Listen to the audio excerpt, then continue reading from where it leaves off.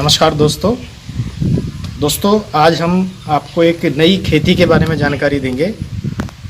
अभी तक हमारे इधर ट्रेडिशनल खेती जो करते हैं लोग बाग, गेहूं गन्ना ऐसी ही खेती करते हैं। और अगर हम खर्चे के हिसाब से देखें तो गेहूं और गन्ने में पूरे साल से मुश्किल से 10 से 12 हज़ार रुपये प्रति बीघा कमा पाता है।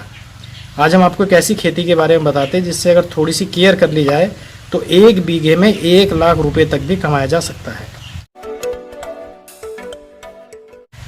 दोस्तों बात कर रहे हैं पपीते की खेती के। पपीते में कई तरह की वैरायटी होती हैं। हम आपको आज जानकारी देंगे रेड लेडी 786 जो ताइवान का बीज है, ताइवान रेड लेडी 786। इस बीज की क्या खासियत है?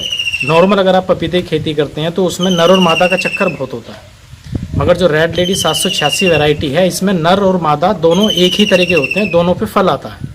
तो 99% जो पौधे होते हैं हमारे वो फल देते हैं। बाकी जानकारी आई हम आपको खेत में लेके चलते हैं। इसी से शुरू करके करवा लेते हैं। हाँ, खेत की तैयारी कैसे करें?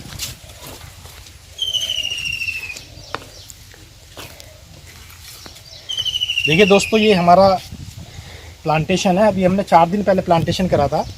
पपीते की खेती के लिए सबसे ज़्यादा ज़रूरी है पहले खेत की तैयारी। खेत में सबसे पहले पलेवा करें। पलेवा करने के बाद उसमें या तो सड़ी हुई खाद गोबर की, और अगर गोबर की खाद अवेलेबल नहीं है तो वर्मी कंपोस्ट। देखिए दोस्तों, ये हमने पपीते के पेड़ लगाए हैं। अभी हमारे 4 दिन पहले का प्लांटेशन है। पपीते की खेती के लिए सबसे पहले ज़्यादा ज़रूरी जो चीज़ है वो आपका खेत की तैयारी। खेत को तैयार करने के लिए सबसे पहले पलेवा करें। 3 दिन बाद खेत की बढ़िया से कल्टीवेटर से जुताई करें। उसके बाद उसमें 1 ट्रॉली प्रति बीघा गोबर की सड़ी हुई खाद या 2 quintal vermi compost. Vermi compost नहीं मिला तो सड़ी हुई गोबर खाद इस्तेमाल कर सकते हैं। वैसे ज़्यादा बेहतर होता है वर्मी कंपोस्ट, जिससे फंगस वगैरह आने के चांसेस कम होते हैं। वर्मी कंपोस्ट अगर आप डालोगे उसके बाद बढ़िया से इसकी खेत की जुताई करने के बाद जो भी हम पपीते का प्लांटेशन करते हैं वो एक गोल बना के करते हैं, जैसे आलू का करते हैं डोल बना के, ऐसे ही एक बेड बनाए जाते हैं। लगभग 2 फुट का बेड बनाएं। और पपीते की प्लांटेशन करने का तरीका आप इसको 5x5, 6x5, 5x8 अपने हिसाब से लगा सकते हैं। अगर आपको बीच में दूसरी क्रॉप लेनी है तो आप उसमें अपने हिसाब से गैप कर सकते हैं। ठीक है, जैसे हमने इस खेत में लगाया है, इसमें हमने 5x8 पे लगाया, तो हम इसके बीच में एक दूसरी फसल लेंगे। अभी आप देखेंगे हमने बीच में लगभग 2 ये छोड़ी हुई हैं। अब इन 2 पे हम आगे इसमें मूली और गेंदा 2 फसल इसमें लगाएंगे। उससे क्या हमारी इनकम पे एक्स्ट्रा इजाफा हो जाएगा। जो हमारा थोड़ा ना खर्चा होता है तो वो जो बीच की जो हमारी फसल होगी उससे निकल जाता है। अब देखिए जो बीच की फसल है वो कैसे लगाते हैं हम आपको दिखाते हैं। आइए हमारे साथ, चलिए। देखिए दोस्तों, हमने बात की थी मल्टी लेयर फार्मिंग की। अभी अगर हम इसमें देखें तो ये हमारा टमाटर, ठीक है। अब इसके बीच में हमने 5x6 पे ये लगा हुआ। 5 फीट बाद आप देखेंगे ये हमारा पपीता।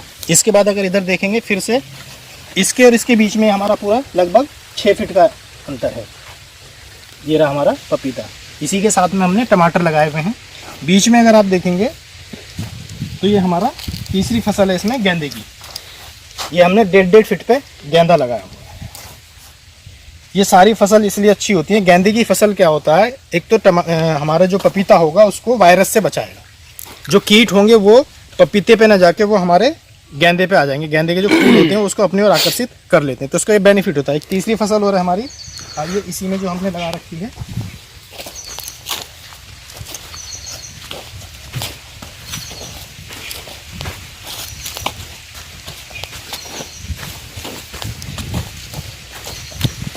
ये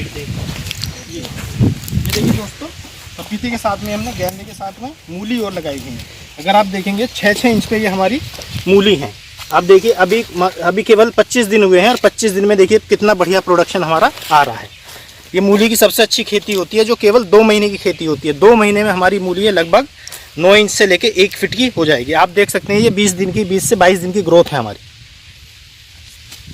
तो पपीते के खेत के बीच में मल्टी लेयर फार्मिंग करके आप अपने जो खर्चे हैं उनको मेंटेन कर सकते हो और एक अच्छा खासा मुनाफा ले सकते हैं। जितना आपका ट्रेडिशनल जो खेती होती है उसके बराबर का पैसा तो आप जो बीच की जो क्रॉप होती है उसी में निकाल सकते हैं।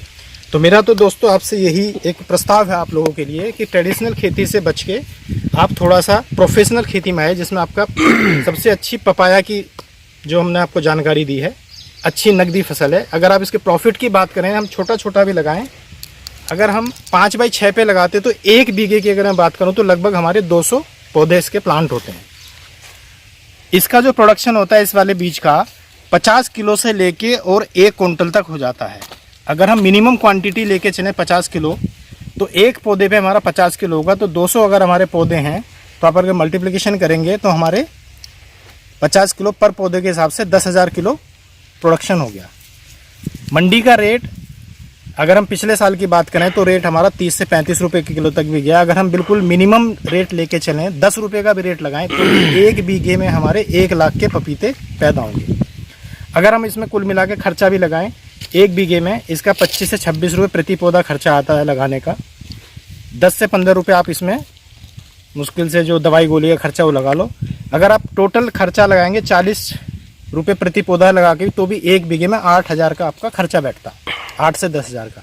8 से 10,000 रुपये लगा केवल पपीते से आप 1 लाख रुपये 1 बीघे से निकाल सकते हैं। और जो बीज की आपकी फसल है, जैसे हमने आपको दिखाई, मूली हुई, आपकी गेंदा है, टमाटर है, 30 से 40,000 रुपये आप इससे भी बड़े आराम से 1 बीघे से निकाल सकते हैं।